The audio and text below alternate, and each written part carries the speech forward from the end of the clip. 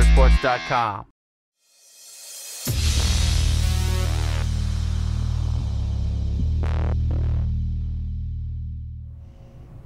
Hi everybody, welcome to our latest Hoopcast.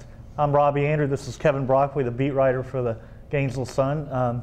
Kevin, I almost said Swampcast, that's football. Obviously Pat Dooley is at the Combine, so I'm filling in for Pat this week. But Kevin, a huge win for the Gators on Wednesday night. Oh yeah, definitely big when you talk about what was at stake, and certainly, getting off the schneid against Tennessee, and they lost 8 of their previous 9, really breaking through. And, when they're down 35-27, you think, here we go again, especially they had Chisholm in foul trouble in the first half. Hobson comes off the bench, they start hitting threes like crazy. But give Florida credit, they really, I think in the last 5 minutes of that first half, they really guarded. They held them to just 1 field goal in the final 5 minutes.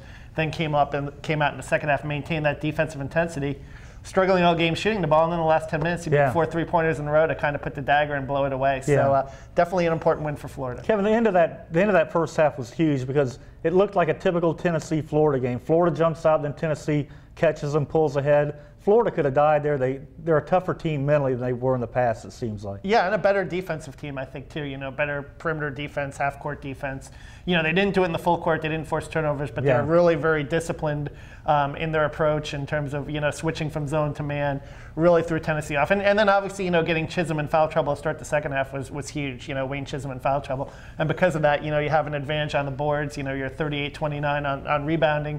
And really, Florida's front court really kind of asserted itself in that game. Vernon Macklin, obviously, with a double-double. Chandler Parsons with 19 points. Alex Tyus came up with some baskets. It's really becoming, more in the second half of the season, a team that's really relying on interior scoring, whereas early in the season they were relying on a lot of three-pointers. They've become an inside game now to set up the outside game, which it used to be the other way around with Billy Ball. It used to be three-point baskets and then go inside. But this team is totally different from what we've seen, and they've really got a little bit of a chemistry going now, Kevin. You think they're getting on a little roll right now? Yeah, I think they've got a little momentum, and I think a lot of that, like you talk about the inside scoring, and if you take a look at Billy's teams, traditionally, if you foreshadow, I mean, the teams that made long runs in the tournament and went to the NCAA Final Four, they all had that front court play. They obviously had, Mike Miller, Udonis Haslem, Donnell Harvey in 2000, and of course, Joakim Noah, Corey Brewer, and Al Horford. So I think if you get that interior play, it obviously really helps come tournament time because, shooting can come and go, but if you get consistent play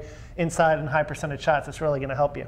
So, Kevin, is Florida on the bubble, off the bubble? A lot of people think that win has got them in. Do you think that they're in now, or is there more to do to get into the tournament? I think there's a little bit more to do. I think you've got to get, certainly a quality win against Vanderbilt at home would help. I think, they're still 3-6 against the RPI top 50. So you've got to hope that, maybe, and a win against Georgia on the road would be huge too because road wins count more than home wins. But you got 3 games left. I think if you get one more win, I think you're, against a team like Vanderbilt, you're still in good shape, but you'd preferably like to take 2 or 3, take the next 2, and then take your chances at Tennessee. Obviously, winning at Kentucky would be a huge win, but not really expected. Seems unrealistic, But I mean, if they win 2 games, you're talking about seeding the rest of the way instead of whether you're in or not. But you don't think they're in if they win on Saturday at Georgia? I still think a win against Vanderbilt would help. I think if they beat Georgia, it would be close. I think you would still be talking about how they did in the SEC tournament. But certainly, if you get to 10 wins in the SEC, it's a pretty good accomplishment. I think last year,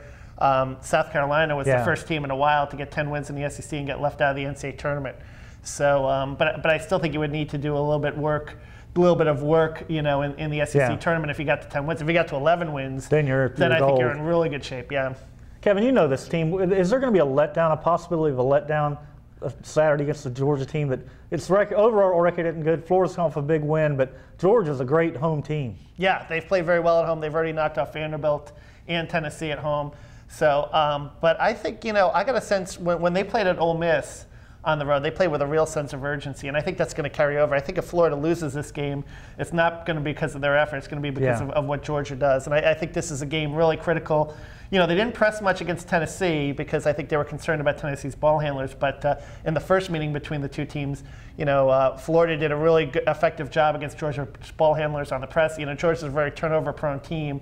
They forced the tempo in that game. Yeah, you can turn them over. You can generate points off turnovers, and I think that's what Florida's going to have to do to be successful on Saturday.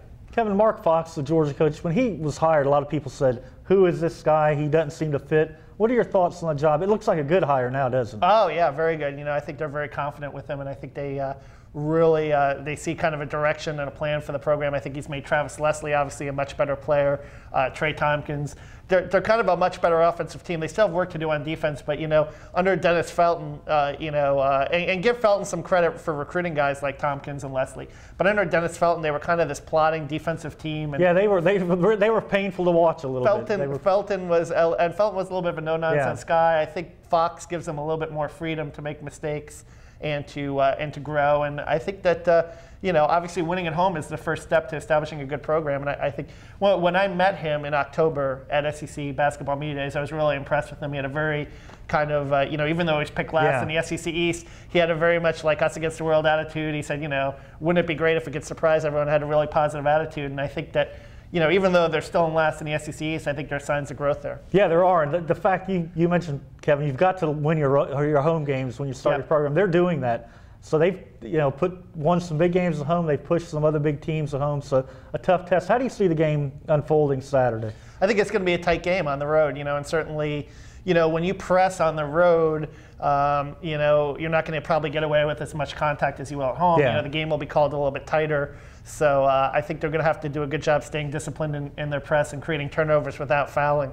Certainly that's going to be the key. Tompkins is just a load inside. He had his points. I think you kind of maybe let him get his points and worry about shutting down Leslie and Ware and Ricky McPhee on the perimeter is a very good shooter. He had a very good game the last game shooting the basketball. So I think guarding the three-point line will be critical as well. And I think Florida is going to have to continue to make some threes to take some pressure off their inside game. Maybe they're heating up after making those. Maybe that was a good sign the way they closed that game because they're only 3 in the first half as a bank shot. I don't think he called that or not, Boyden, but that was only 3, and that's sort of unlike Billy ball. So.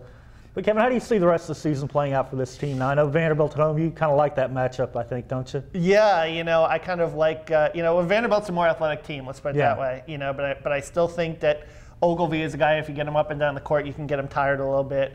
And, Jeffrey Taylor's very tough too. So, I don't think it'll be easy, but I think senior night, Dan Werner, it'll be a hype crowd, final home game of the season.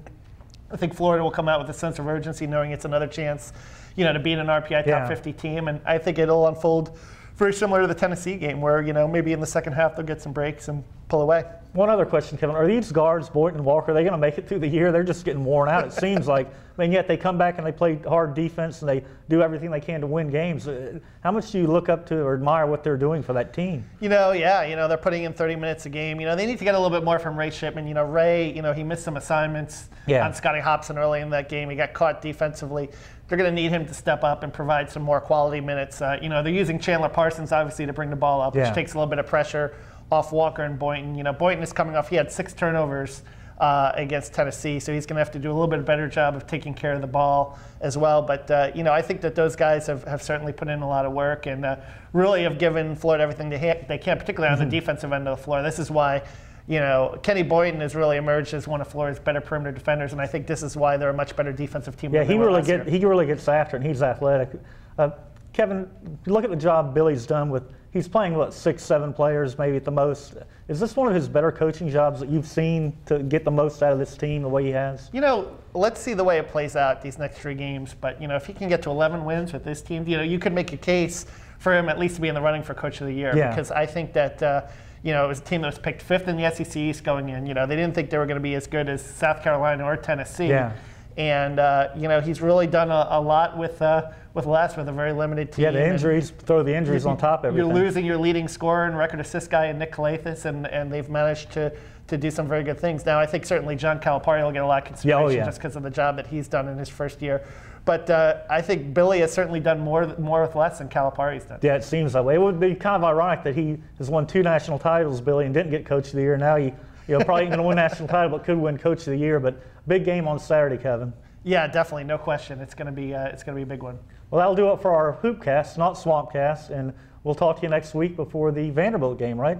That's Kevin? Right. Yeah, we'll get back at it. Maybe Pat will be back. We don't know. We'll see. But until then, we'll talk to you later.